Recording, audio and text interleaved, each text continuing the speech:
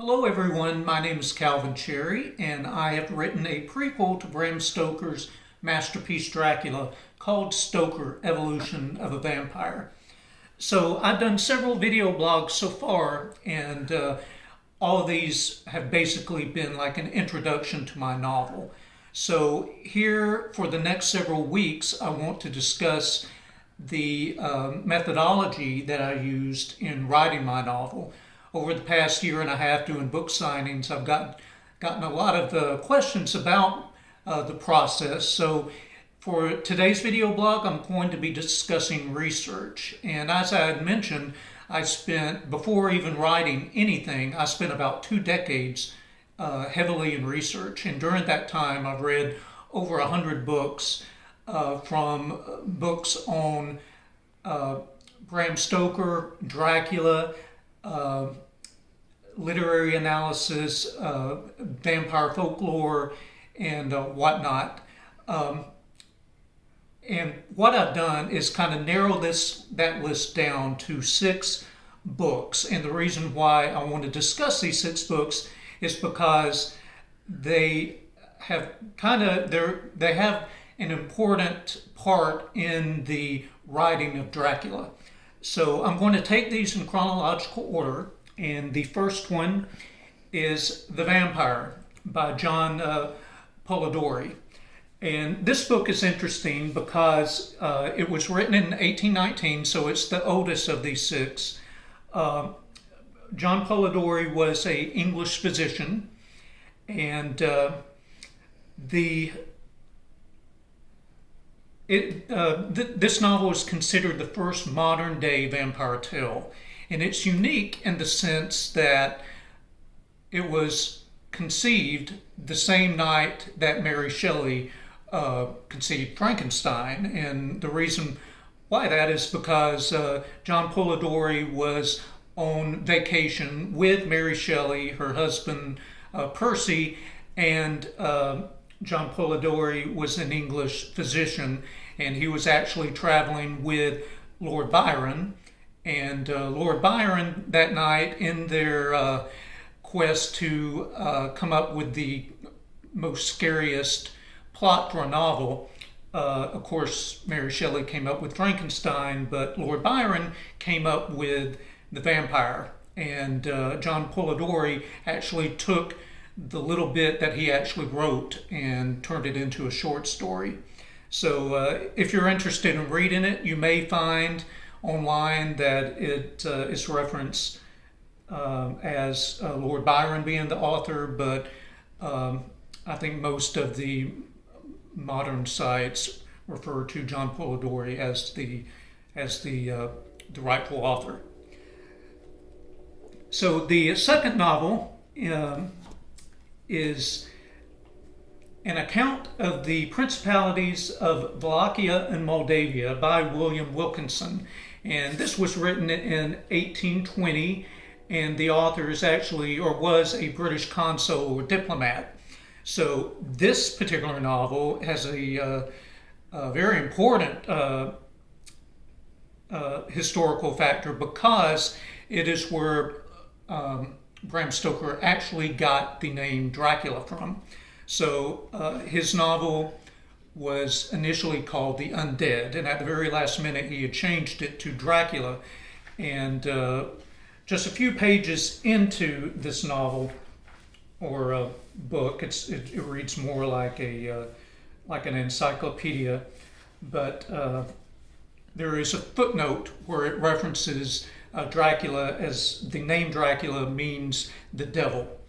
And so Bram Stoker saw that and actually in his notes underlined it, crossed out the undead, and wrote in Dracula. So the third that I want to bring up was written in 1845, and it was actually written from 1845 to 1847, and it's called Barney the Vampire. And you may see some references saying that James Malcolm Reiner is the writer, or there may be some references saying that Thomas Becket Prest is the writer. But this was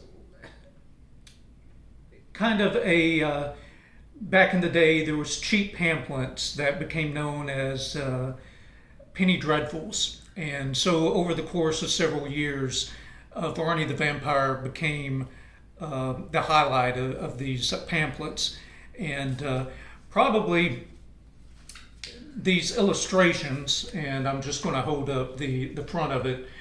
You'll see a lot of these illustrations when you're looking over vampire lore, because they became quite famous, even more so than the actual text probably. But this is an interesting read. I will say that it's kind of a challenge because the dialect of the story is can be very tiresome in trying to comprehend. I found myself having to reread a lot of pieces and actually put it down several times and picked it back up later.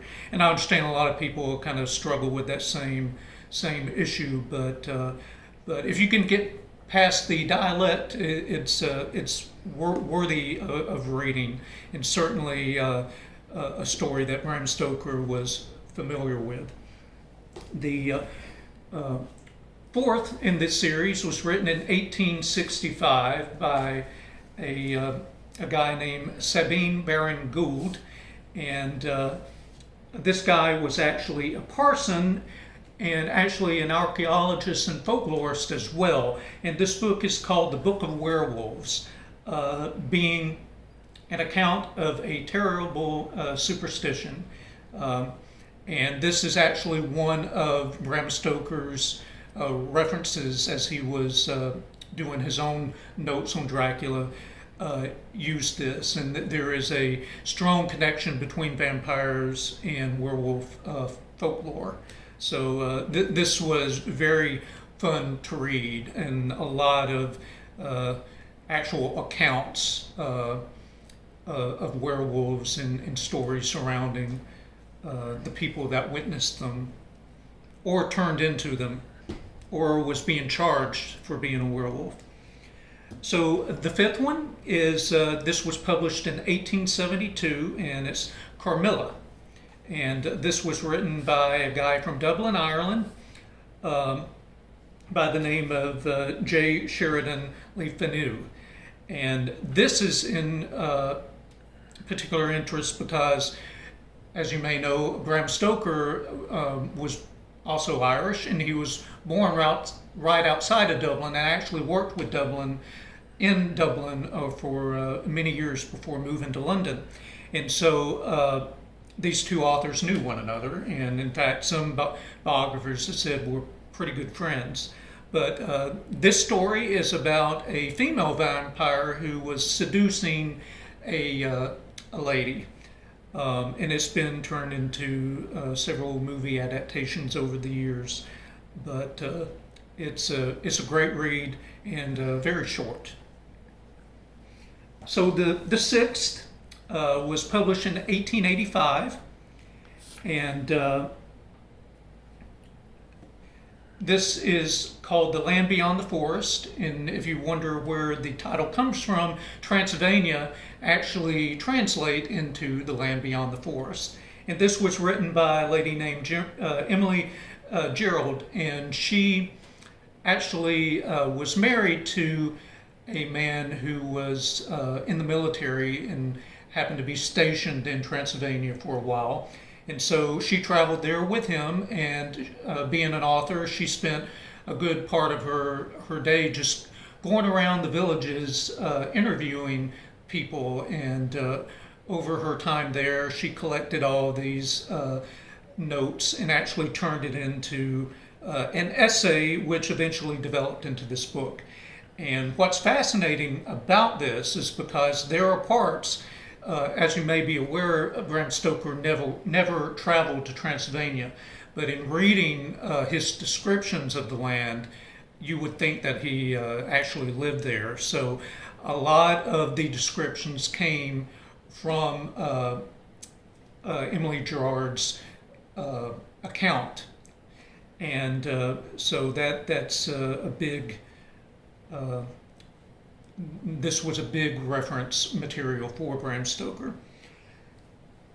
And something else I like to point out is that the word Nosferatu uh, actually came, uh,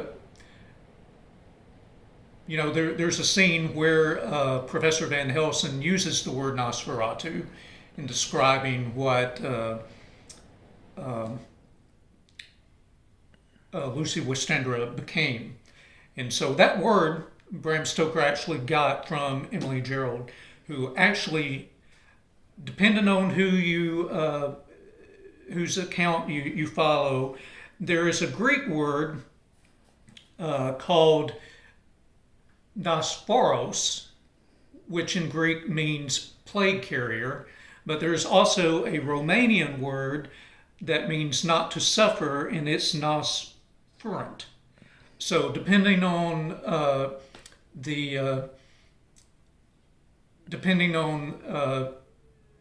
whose account you may run into, there's two different words that she possibly took the word Nosferatu from, just misinterpreting the actual word itself.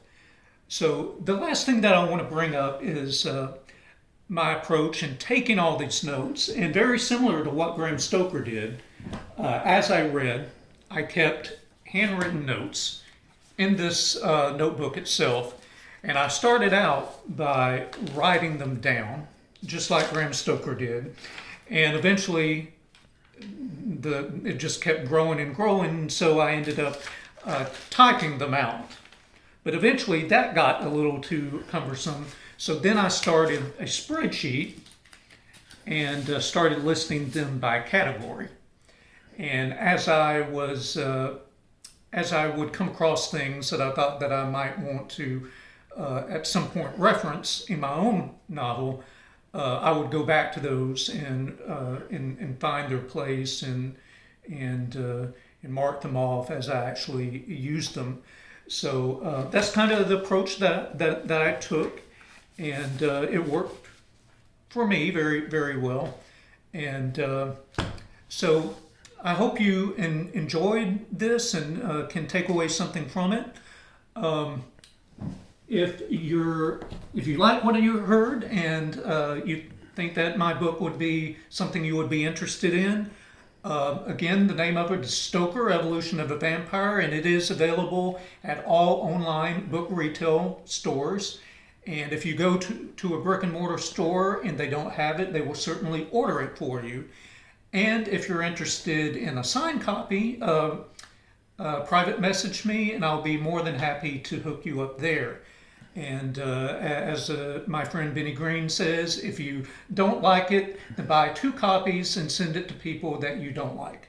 So thank you for your time, and next week we will continue this methodology approach and move on to another topic that I think you might be interested in. So thank you again for your time. I'll see you next week.